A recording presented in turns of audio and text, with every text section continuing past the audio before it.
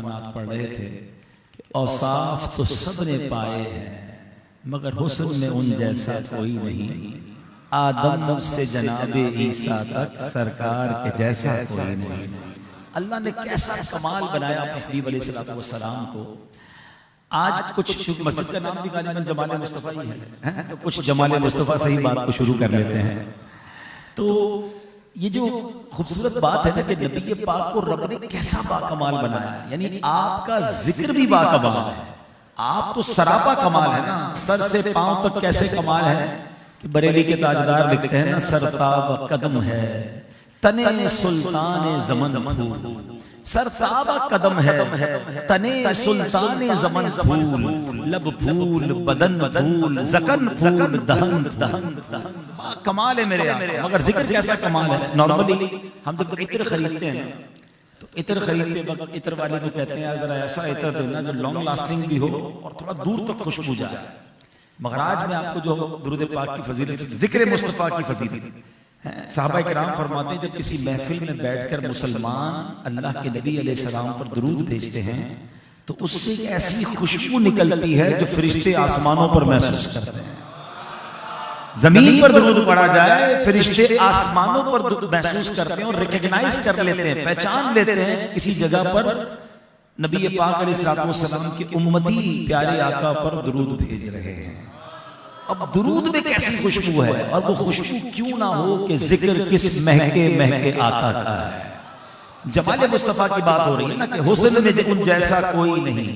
हुस्न में नॉर्मली चेहरा, आज़ाए जिस्म, आंखें, कान, लब, बाल, बॉडी के पार्ट्स का जिक्र होता है। नबी पाक का हर उज़्वे जो जिसपे मुबारक है वो बाकमाल है। मगर आज मैं उन पर बात नहीं करूंगा, वो तो है ही ऐसे बाकमाल के सारी जिंदगी गुफ्तगू करते रहे, जिंदगियां खत्म हुई और कलम टूट गए, तेरे औसाफ का एक बाब भी पूरा हुआ। बात पूरी नहीं होती, मगर आज मैं उन दो चीजों पर बात करूंगा। खास तौर पे नौजवान बैठे हैं जो बड़ा आइडियलाइज करते हैं आजकल दुनिया में बहुत सारे लोगों को। कोई कहता है मैं फला फुटबॉलर का दीवाना, मैं फला क्रिकेटर के पीछे लगा हुआ, वो किसी अदाकार को फॉलो कर रहा है, उस जैसे बाल, उस जैसे कपड़े, उस जैसा स्टाइल, वो बड़ा हसीन है, बड़ा स्टाइलिश है।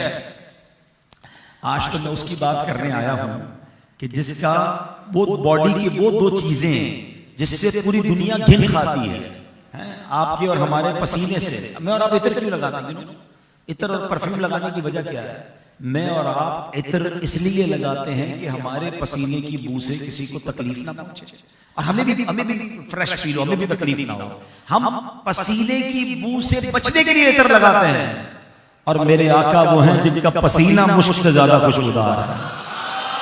दुनिया का एक हसीन लाकर दिखा दो जिसके पसीने में खुशबू हो, और मैं उसकी बात कर रहा हूं जिसके पसीने की खुशबू का आलम यह है। पूछो बरेली के ताजदार से, लिखते हैं क्या महकते हैं महकने वाले, क्या महकते हैं महकने वाले, बू पे चलते हैं भटकने वाले।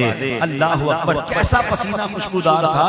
मदीना मुनव्वरा और मक्के के लोग बड़ी खुशबू लगाते हैं। जो मक्के मदीने गए उन्हें पता है अभी इत्र की बड़ी बड़ी दुकानें हैं और बहुत कमाल की खुशबू लगाते हैं, महंगी खुशबू लगाते हैं। मदीने शरीफ में एक सहाबी रसूल प्यारे आका की बारगाह में आए, कहते हुजूर बच्ची की शादी है और मुझे इत्र चाहिए, खुशबू चाहिए। नबी पाक ने पैसे नहीं दिए कि जाओ जाकर इत्र खरीद लो। आका फरमाते कल आना, एक खुले मुंह वाली शीशी लेकर आना। सहाबी रसूल दूसरे दिन शीशी लेकर जाते हैं। मेरे आका ने अपने मुबारक हाथों से पसीना निकालना शुरू किया। मांगी खुशबू है, अता पसीना फरमा रहे हैं। फरमाया जाओ अपनी बेटी को दे दो, दुल्हन को दे दो। वो दुल्हन भी कैसी कमाल की है, कैसी आशिक रसूल है, उसने वो पसीना लगाना शुरू किया। मैं और आप अच्छा इत्र लगा लें, एक कमरा महकता है। उलमा मौजूद हैं, हदीस की किताबों में ये लफ्ज मौजूद है कि जब उस दुल्हन ने वो पसीना लगाना शुरू किया, पूरे मदीने में उसकी महक जा रही है। मदीना मुनव्वरा में वो शहर, वो घर जो था वो बैतुल मुतय्यबीन के नाम से मशहूर हो गया, खुशबुओं वाले घर के नाम से मशहूर हो गया। मैं और आप पसीने से बचने के लिए लिए इतर लगाते हैं। आका वो है जिनका पसीना लगाएं तो गलियां महक जाती हैं। आला हजरत लिखते हैं वल्लाह जो मल जाए मेरे गुल का पसीना, वल्लाह जो मल जाए मेरे गुल का पसीना, मांगे न कभी इत्र न फिर चाहे फूल। अब जरा गौर कीजिए ये कैसी महक है। अभी मैं मस्जिद में आ रहा था, उससे पहले मेरा एक और जगह इवेंट था, बयान था, तो मेरे साथ इरफान भाई होते हैं। मैं गाड़ी में बैठ के पूछता हूँ अगली जगह कितनी देर में पहुंच जाएंगे, तो वो लोकेशन लगाते हैं, बताते हैं 12 मिनट 14 मिनट 15 मिनट लोकेशन पता है, और वो फौरन वहां पर उतने मिनट में हम नॉर्मली पहुंच जाते हैं। जिंदगी आसान हो गई। आज से 10 साल पहले क्या होता था, हाँ भाई किधर जाना है, आप दोराजी कॉलोनी पहुंचेंगे, चौराहे से दूसरी गली में फिर लाल बोर्ड नजर आएगा तो राइट मुड़ जाइएगा, फिर एक पोल नजर आएगा तो लेफ्ट घूम जाइएगा, एड्रेस ही ढूंढता रहता था बंदा। अब लोकेशन ने जिंदगी आसान कर दी, बंदा डॉट उस घर पर, उस मकान पर, उस मस्जिद पर पहुंच जाता है। ठीक है, नेविगेशन से, टेक्नोलॉजी से फायदा हुआ। मगर आज से तकरीबन 1450 साल पहले सहाबा किराम के पास भी एक नेविगेशन सिस्टम था। हाँ, उनके पास भी लोकेशन जो है ना वो लोकेटर सिस्टम था। वो लोकेट कैसे करते थे, पूछते नहीं थे नबी पाक कहां गए हैं, सड़क के किनारे खड़े होते खुशबू बताती आका गुजर के गए। हाय हाय, आला हजरत लिखते हैं ना अंबर ज़मीन अबीर हवा मुश्क तर गुबार। आका जिस सड़क से गुजरते ना वो जमीन अंबर अबीर हो जाती थी, गुबार मुश्क हो जाता था। अंबर ज़मीन अबीर हवा मुश्क तर गुबार, अदना सी ये शनाख्त तेरी रह गुजर की है। बल्कि सच्ची बात ये है 1450 साल पहले गुजरे हैं ना, आज भी किसी आशिक रसूल को मदीने ले जाओ, हाँ आंखों पे पट्टी बांध दो, उसको मत बताओ कहां ले जा रहे हो, आंखों पे पट्टी बांधे, आशिक रसूल होना चाहिए, नाक में वायरस नहीं होना चाहिए। और कोविड के जमाने में आया था ना वायरस, सूंघने की सलाहियत चली गई थी। आज भी कुछ लोगों को मदीने में खुशबू नहीं आती, वो अपना वायरस का इलाज करा है। आशिक रसूल है, उसको आंखों पे पट्टी बांध के मदीने ले जाओ, वो मदीने में दाखिल होकर बताएगा, क्या बताएगा, अरसा हुआ तैबा की गलियों से वो गुजरे हैं, अरसा हुआ तैबा की गलियों से वो गुजरे हैं, इस वक्त भी गलियों में खुशबू है पसीने की। आज भी गलियां बता रही हैं कि मेरे आका की महक का आलम क्या होगा। सिर्फ 2 चीजों पर बात करनी आज, पसीने पर, जो दुनिया के हर बंदे का पसीना बू वाला होता है, मेरे आका का पसीना ऐसा मुश्कबार है, फिर किसी और से क्यों प्यार किया जाए। अब दूसरी चीज, थूक। हमारे सामने कोई थूक दे घिन आती है, मगर मेरे आका का लुआबे मुबारक का आलम क्या है। उतबा बिन फरकत सहाबी रसूल रदियल्लाहु ताला, उनकी 4 अज़वाज थी, 4 बीवी थी। हर ज़ौजा अपने शौहर के लिए तैयार होती थी, खुशबू लगाती थी, मगर जब भी उनके पास जाते तो उनके अंदर से बहुत कमाल की खुशबू आती थी। तो बीवियों ने आपस में मशवरा किया कि ये कौन सी खुशबू लगाते हैं, हम सबसे अच्छी खुशबू इनकी होती है।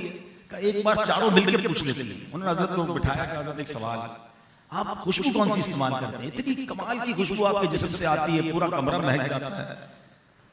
आपने फरमाया मैं तो कोई खुशबू लगाता ही नहीं, कोई खुशबू नहीं लगाते, आप इतने महकते कैसे हैं। कुछ अरसा पहले मेरी बॉडी पर स्किन डिजीज हो गई, जिस्म पर कोई आबले वगैरह जिस्म के कोई प्रॉब्लम हो गई।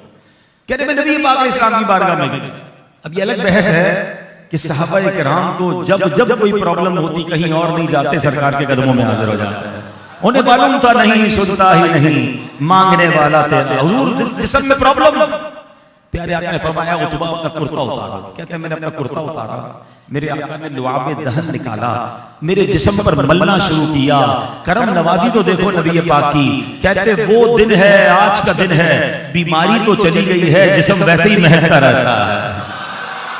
अरे जिसके थूक का आलम यह है, जिसके लुआब का आलम यह है।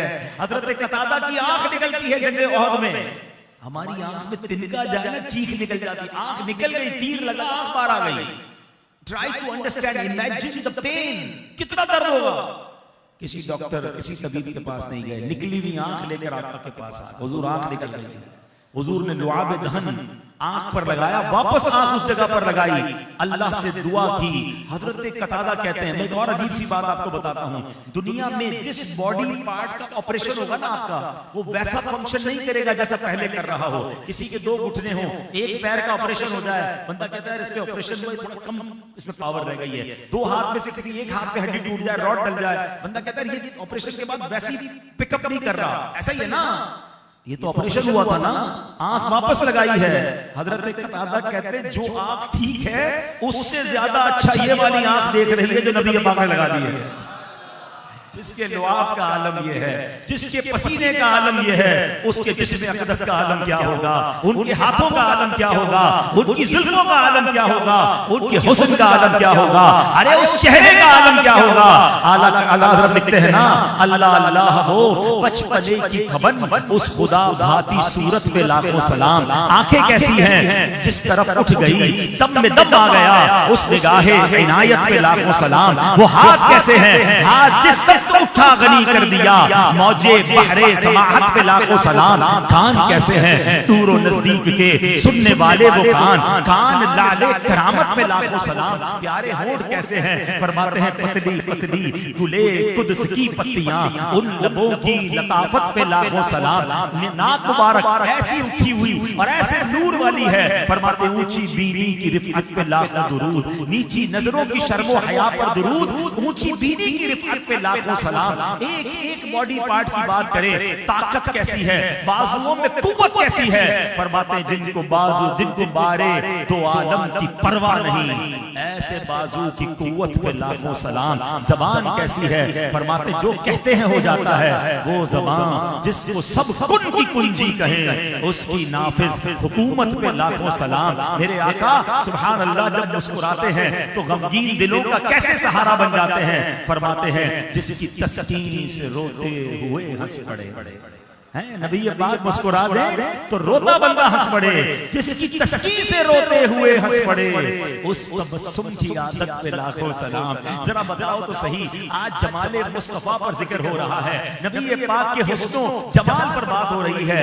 जिक्र का मजा ऐसा है, दीदार का आलम क्या, जब हुस्न था उनका जलवा अनवार का आलम क्या होगा। सोचो तो सही, जब हुस्न था उनका जलवा नुमा, अनवार का आलम क्या होगा।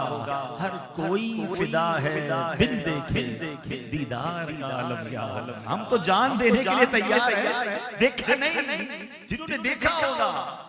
हजरत जाबिर से पूछो, आप में से जो विलेज गांव में ट्रेवल जिन्होंने किया होगा ना, उन्हें पता है जब गांव में जाते हैं, काफिलों में जाते हैं, तो तारे बड़े क्लियर नजर आते हैं। शहरों में नजर नहीं आते, लाइटें होती हैं, वहाँ लाइटें कम होती हैं, तो चांद तारे बहुत ब्यूटीफुल नजर आते हैं, बहुत क्लियर स्काई होता है।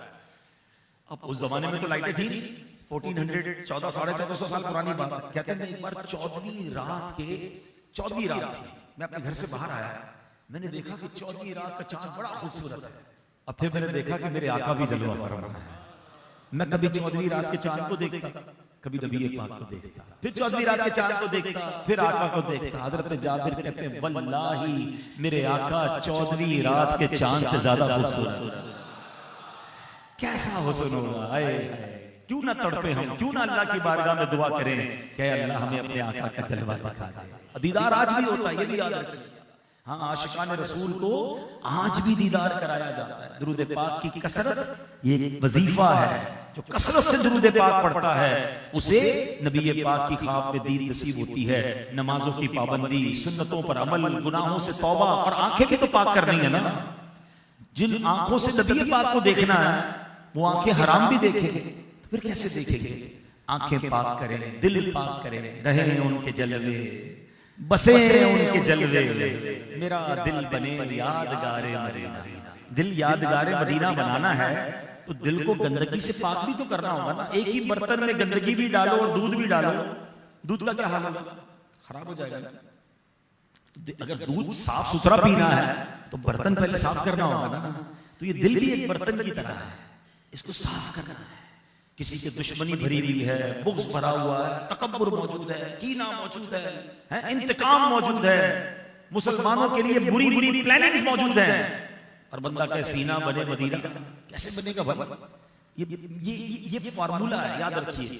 जब जब आपको ये ख्याल आए ना कि नमाज पढ़ने, दुरूद पढ़ने, नात ख्वानी में आने में मुझे मजा नहीं आता, वो रिक्कतें कल्बी नहीं मिलती, वो लुत्फ नहीं आता, तो फिर बंदा अपने बारे में सोचे कि देयर इज समथिंग रॉन्ग। अल्लाह के जिक्र में तो चैन ही चैन है। खुद कुरान में रब ने फरमाया ना, अला बिज़िक्रिल्लाहि तत्मइन्नुल कुलूब, बेशक अल्लाह के जिक्र में दिलों का चैन है।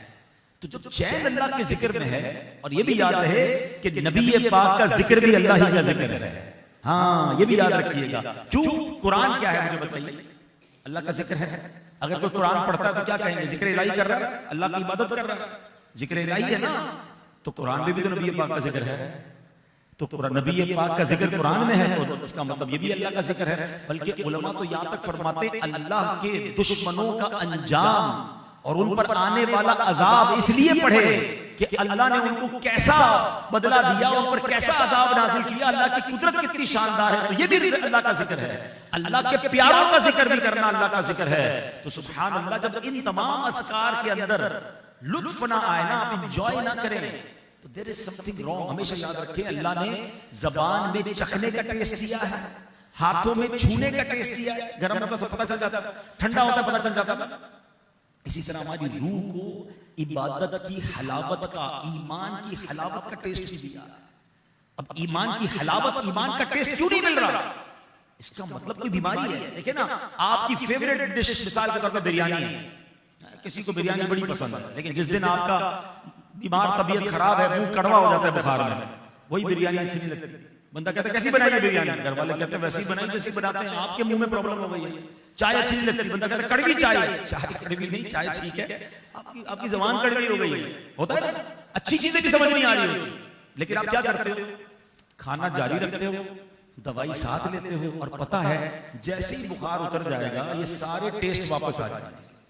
बिल्कुल ऐसे ही अगर नमाज में, तिलावत में, इबादत में टेस्ट नहीं आ रहा, तिलावत करता हूं नींद आती है, इज्तिमा में जाता हूं भागने को जी जाता है, मस्जिद में आता हूं बेकरारी हो रही है, तो समझ जाओ कि अंदर बीमारी आ गई है। दिल का इलाज करना है, भागना नहीं है। कुछ लोग इसीलिए भाग जाते हैं कि यार दिल ही नहीं लगता मेरा, तो ना बयान में दिल लगता है, ना महफिल में मजा आता है, ना मदनी चैनल खोलता हूं फौरन चेंज करके दूसरे चैनल पे चला जाता हूं, दिल ही नहीं लगता। तो अब आपने पकड़ना है अपने आप को कि दिल नहीं लग रहा तो बीमारी है। और इसका इलाज क्या है? उसका इलाज यह है कि बंदा उस काम को करता रहे, दवाई साथ लेता रहे, तौबा करता रहे। जिस दिन दिल से ये जंग दूर होगा, इंशाअल्लाह हर सजदा आपको लुत्फ देने लग जाएगा, हर दुआ में आंसू बहेंगे, हर महफिल में आपको मजा आएगा, क्योंकि लुत्फ भी इसमें है ना। अला बिज़िक्रिल्लाहि तत्मइन्नुल कुलूब, बेशक अल्लाह के जिक्र में दिलों का चैन है। तो मुझे तो चैन मिलना चाहिए, मैं एंजॉय करूं। देखिए माशाल्लाह कई मैं चेहरे देख रहा हूं फ्रेश हो गए, जिसको ये फील होना कि मैं जब महफिल में जाता हूं, बयान में जाता हूं, नबी पाक की बात सुनता हूं, मेरी थकन दूर हो गई। अल्लाह का शुक्र अदा करो, इसका मतलब दिल जिंदा है, तुम्हें चैन मिल रहा है, सुकून मिल रहा है, इंजॉयमेंट मिल रही है। अच्छा, इसमें भी एक और आपको बात बताऊं, ये जो ना इसमें अभी असल इम्तिहान तो शुरू होने वाला है। रात को 2 बजे, रमजान के अलावा आपने कब मुझे टाइम देना था? कल वर्किंग डे भी है, फिर भी आप बैठे मस्जिद में। इसकी एक बड़ी वजह यह कि शैतान बंद है। हाँ, वो बहकाने वाला भी मौजूद नहीं है। आम दिनों में बुला के दिखाते हैं आपने किधर आना है, तो वो ये रमजान का एक मेहरबानी है, अल्लाह की करम नवाजी है, शैतान बंद है। अब लेकिन होता क्या है, अक्लमंद वो होता है कि वो अपनी प्रैक्टिस इतनी मजबूत कर ले रमजान में, इतना तगड़ा हो जाए, रूहानी तौर पे इतना स्ट्रांग हो जाए कि जब शैतान भी आ जाए ना, तब भी ये अच्छी आदतें वो कंटिन्यू करे। असल मुकाबला तो चांद रात से बाद है। अब देखना ही कि आप में से कौन कौन उस मुकाबले को जीतता और कौन हार जाता है। दिल बड़ा गमगीन है, इमाम साहब बैठे हैं और भी कई लोग अफसुर्दा हो रहे हैं, यार ये 4-5 दिन रह गए हैं, ये रौनकें, ये बहारें हैं, सब ऐसे गायब हो जाते हैं। बंदा किधर गए सारे मुसलमान? रमजान गए, बंदे मुसलमान कहां चले गए? तो नहीं मेरे प्यारे, इस बार इस रमजान में अपनी आदतों को इतना स्ट्रांग कर लें, नेकियों को इतना मजबूत कर लें। देखिए ना, यंगस्टर बैठे हैं, आप भी दुनिया में जब कोई हैबिट बनानी होती है, कोई आदत बनानी होती है, कोई डाइट कंट्रोल करनी होती है, कोई वर्जिश करनी होती है, सब क्या कहते हैं, यार पहले 15, 20, 25 दिन मुश्किल है, 20-25 दिन मुश्किल गुजरेंगे, फिर आदत बन जाएगी।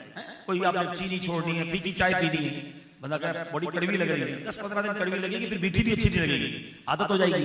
बिल्कुल इसी तरह अच्छा किसी को पान सिगरेट छोड़ना है, पहले 20-25 दिन मुश्किल है, अगर उस पर पक्का हो गया छूट जाएगा। यार 30 दिन मिल गए, शैतान बंद है। ऐसी आदतें बना लो कि रमजान के बाद भी वो आदतें पक्की रहे ना, जिससे पूरा महीना सारी नमाजें पढ़ी, रमजान खत्म होने के बाद कैसे नमाजें कज़ा कर सकता है? उसकी तो प्रॉपर आदत बन गई ना। इस बार हमने इतना स्ट्रांग होना है, इंशाअल्लाह अल्लाह से मदद मांगनी है कि बेशक रमजान चला जाए हम मस्जिद से दूर नहीं होंगे इंशाअल्लाह। हम रमजान के बाद भी नमाजी रहेंगे, हम रमजान के बाद भी नेक रहेंगे, रमजान के बाद भी इबादत करने वाले बनेंगे। यही तो असल मुकाबला है। मगर होता यह है कि इधर चांद दिखता है, यानी अगर मगरिब में ऐलान हो जाए ना तो इशा में नमाजी नहीं आते, वो जो रोज तरावी में आ रहा होता है वो इशा में नहीं आ रहा होता। ऐसा नहीं करना है इस बार, प्लीज। इस बार अपने आप पर देखिए, ये नहीं पता कि अब अगला रमजान मिले ना मिले, इस रमजान को आखिरी समझे, आखिरी घड़ियां हैं। और हमें तो नबी पाक की इश्क की बात हो रही है, प्यारे आका से मोहब्बत की बात हो रही है, जिक्र करते हैं तो दिल झूम उठता है, दीदार भी करना है। अच्छा यहाँ तो करना है इंशाअल्लाह ख्वाब में, वरना कब्र में तो सबकी मुलाकात है ना। और पता है आपको 1 to 1 मुलाकात है। हाँ, नबी पाक से आप सबकी 1 to 1 इंशाअल्लाह मुलाकात होनी है। उस मुलाकात की क्या तैयारी है, उस मीटिंग की क्या तैयारी है? वहां ऐसे भी लोग होंगे जिनको देखकर नबी पाक अपना चेहरा अनवर फेर लेंगे, ऐसे भी होंगे जो नबी पाक को देखकर नहीं पहचान सकेंगे और जहन्नम की खिड़की खुल जाएगी। और इंशाअल्लाह ऐसे भी होंगे कि सरकार को देखेंगे तो इंशाअल्लाह दुरूद व सलाम पढ़ना शुरू कर देंगे। मैं वो सुन्नी हूं जमीले कादरी, मरने के बाद मेरा लाशा भी पढ़ेगा अस्सलातो वस्सलाम। कब्र में सरकार आए तो मैं कदमों पर गिरूं, गर फरिश्ते भी उठाएं तो मैं उनसे यूं कहूं, अब तो पाए नाज से मैं ऐ फरिश्तों की उठूं। मर के पहुंचा हूं यहाँ इस दिलरुबा के वास्ते। अरे जिसने सारी जिंदगी उनकी नाते पढ़ी, सारी जिंदगी जिनकी सुन्नतों पर अमल किया, लोगों ने ताने दिए मगर उसने चेहरे पे दाढ़ी सजाई, लोगों ने मजाक उड़ाया मगर वो सर पर इमामा पहन के घूमता रहा, उसने सुन्नतों वाला लिबास पहना तो फैमिली के लोगों ने एतराज किया। अरे जिसने हराम रोजी को इसलिए धुतकार दिया कि मेरे आका ने मना किया है, वो दीन का काम करता रहा, वो तो इंतजार में है कि कब वो दिन आए कि नबी पाक का दीदार हो और आका का दीदार करूं और नबी पाक अपने सीने से लगाएं कि ये मेरा गुलाम है जो सुन्नतों पर अमल करता रहा। अब सोचना मैंने और आपने है कि हम क्या ऐसी जिंदगी गुजार रहे हैं कि जब कब्र में सरकार को चेहरा दिखाएं तो नबी पाक हमसे राजी हो, वो हमें अपने दामन में छुपा ले। वरना वो लोग जो सुन्नतों से दूर जिंदगी गुजार रहे हैं, जो हराम कामों में जिंदगी गुजार रहे हैं, उनको मरना नहीं है, क्या प्यारे आका की बारगाह में जाना नहीं। आजकल कुछ लोग कहते हैं यार अगर मैं अकेला हराम छोड़ दूं, मैं अकेला झूठ छोड़ दूं, मैं अकेला मिलावट छोड़ दूं, मैं अकेला रिश्वत छोड़ दूं, इससे क्या फर्क पड़ेगा? सारा दुनिया सारा माशरा कर रहा है, हमारी तो पूरी मार्केट गलत करती है। मुझे ये बताओ कब्र में सारी मार्केट के साथ जाना है या अकेले जाना? मैं अकेला जाऊंगा। मैं नबी पाक को ये तो कह सकूंगा ना हुजूर बाकी लोगों ने किया नहीं किया, हुजूर मैं अपने हिस्से का चिराग जला कर आया, मैं अपने हिस्से की कोशिश करके आया हूं और खुदा की कसम मेरे आका मुझसे राजी हो जाए ना, मुझे और कुछ नहीं चाहिए। हैं आला हजरत इमाम अहले सुन्नत यही तो फरमाया कि कब्र में लहराएंगे ताहशर चश्मे दूर के। जब आका का तशरीफ ले आए और राजी हो गए फिर क्या होगा? कयामत तक के लिए चैन हो जाएगा। कब्र में लहराएंगे ताहशर चश्मे नूर के, जलवा फरमा होगी जब तलअत रसूलुल्लाह की, जब हुजूर करम फरमा देंगे, आपके प्यारे कदम लग जाएंगे तो मेरी अंधेरी कब्र की रात भी जगमगा उठेगी। क्या खूबसूरत बात। एक और जगह आला लिखते हैं ना, गोरे गोरे पांव चमका दो खुदा के वास्ते, नूर का तड़का हो प्यारे, गोर की शब तार है। हुजूर कब्र अंधेरी है, अपने नूरानी कदम लेकर आइए ना, आप आएंगे तो मेरी कब्र में उजाला हो जाएगा। तो है मेरे प्यारे इस्लामी भाइयों, इस रमजान के बाद जिंदगी ऐसे गुजारनी है, आज से जिंदगी ऐसे गुजारनी है कि उस मुलाकात में मैंने कामयाब होना है, उस नबी पाक से मीटिंग में मेरे आका मुझसे राजी होने चाहिए। और आओ मैं बताता हूँ राजी किससे होंगे। खुद राजी होने का फार्मूला भी फरमा दिया है। आका फरमाते मन अहब्ब सुन्नती फकत अहब्बनी व मन अहब्बनी काना माया फिल जन्ना। आका फरमाते हैं जिसने मेरी सुन्नत से मोहब्बत की उसने मुझसे मोहब्बत की, और जिसने मुझसे मोहब्बत की वो जन्नत में मेरे साथ होगा। ये दावत इस्लामी वाले जो बार बार सुन्नतें बताते हैं ना, कुछ लोगों को इरिटेशन होती है, जब देखो सुन्नत तो बड़ा इस्तेमाल, सुन्नत तो बड़ा काफिला, सुन्नतों पे बात करते हैं, नेकी की सुन्नतें सिखा रहे हो। भाई ये सुन्नत है ही जन्नत में जाने का तरीका, और ये सुन्नत हिसार है। आपके घर में कितने दरवाजे हैं? एक आपके बेडरूम का दरवाजा है, उसी पे काफी था, आपने घर का दरवाजा बाहर अलग बनाया, बाहर उसका अलग दरवाजा बनाया। क्यों इतने सारे दरवाजे रखे हैं? कि यार सिक्योरिटी रहे। सुन्नत हिसार है आपकी इबादत की, बल्कि नफल भी पढ़ा करो, मुस्तहब्बात पे भी अमल करें। आजकल तो सोशल मीडिया पे कुछ लोग आए हैं, कहते सुन्नत ही है ना, छोड़ दो, तरावी तो सुन्नत है, कोई जरूरी नहीं। मौलवी लोगों ने नमाज मुश्किल बनाई हुई है, वला हौला वला कुव्वता इल्ला बिल्लाह।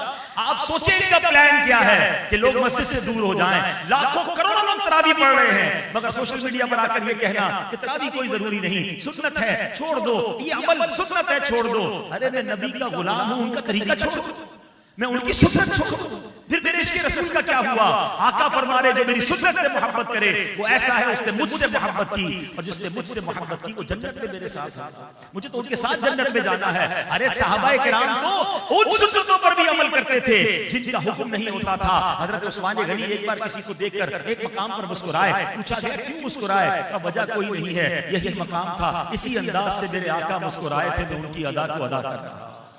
एक सहाबी के बारे में आता है, दरख्त के नीचे से नीचे झुक के गुजरे, किसी ने कहा दरख्त तो बहुत ऊंचा है, नीचे हज़रत उमर इब्न अब्दुल अज़ीज़ का गालिबन ये वाक़या है, नीचे गुजर रहे हैं, तो कहा गया दरख्त तो ऊंचा है, फिर आप सर झुका के गुजर रहे हैं। कहा जिस जमाने में प्यारे आका के साथ आया था ना, दरख्त नीचा था, छोटा था, प्यारे आका यहाँ अपना सर अक़दस झुका के गुजरे थे, बस मैं तो उनकी अदा को अदा कर रहा।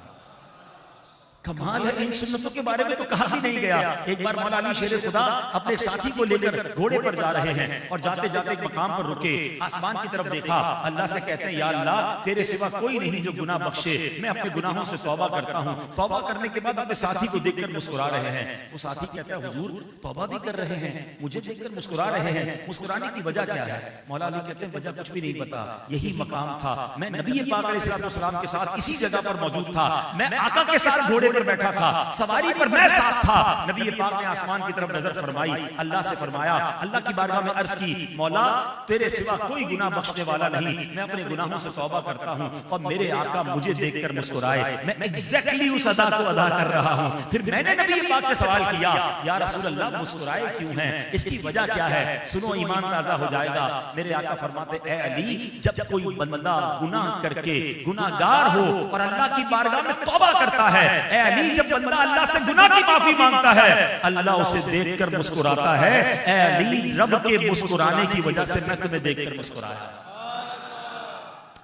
ये रिवायत कैसी प्यारी है, अल्लाह से बंदा माफी मांगे, अल्लाह उसे देखकर मुस्कुराता है।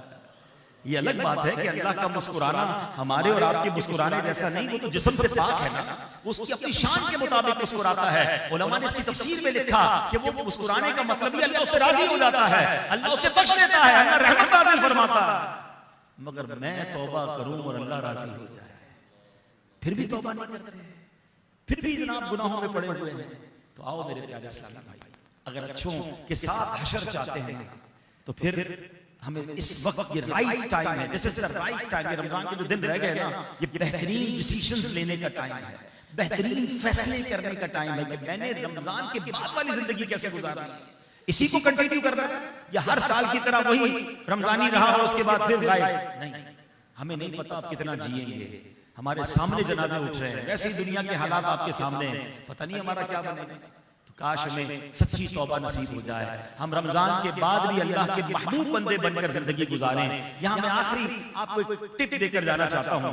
मैंने पहले बहुत गौर किया, यार वजह क्या है, इतनी बड़ी तादाद में लोग नमाजी, इतनी बड़ी तादाद में लोग मस्जिदों में हैं और ऐसे क्यों गायब हो जाते हैं? हर साल गायब हो जाते हैं, तौबा भी करते हैं, रोते भी हैं, इत्काफ में भी बैठते हैं, 27वीं को भी रोते हैं, वादे भी करते हैं, मगर कैसे गायब हो जाते हैं? कोई रीजन तो होगा। तो उसमें एक बड़ा रीजन पता है क्या नजर आया? हम तौबा करते हैं, हम अपनी नियतों में बाज़ों का सच्चे होते हैं। मुझे बड़ी हुस्न ज़न है आप सबसे कि आप सब सच्ची नियत कर रहे होंगे कि बस यार अब नमाज कज़ा नहीं करना, मगर फिर होता क्या है? होता ये है कि हम नियत तो करते हैं मगर हमने अपनी कंपनी चेंज नहीं करते, अपने दोस्त तब्दील नहीं करते। हम रमजान के बाद भी उन्हीं दोस्तों में जाकर बैठते हैं जो नमाज पढ़ने पर हमें तंज करते हैं।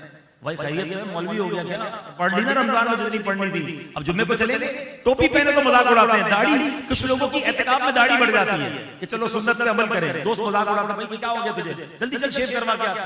अरे हमने दोस्त को रखे हैं कि जो हमारी नेकी पर हमें रोक रहे हैं, जो हमें नेक बनने नहीं दे रहे, जो अल्लाह से दूर कर रहे हैं। कैसे दोस्त हैं?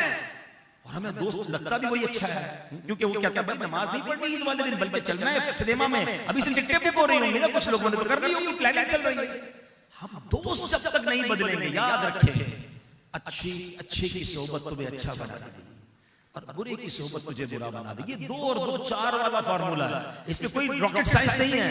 अगर आपने आज ये तय किया है, इफ यू डिसाइडेड कि मुझे नेक बनना है, मुझे नमाजी बनना है, तो ये तय कर लें कि आपने दोस्त नमाजी ढूंढने हैं, आपने दोस्त नेक ढूंढने हैं। अच्छे आपको दोस्त मिलेंगे तो आप नेक बनेंगे। आपके एहतिकाफ के बाद चांद रात जाऊं उसी चाय की टेबल पर कि जहां प्लानिंग हो रही है ताश की, जुए की, और मैं जनाब नेक बन जाऊंगा, इट्स नॉट पॉसिबल।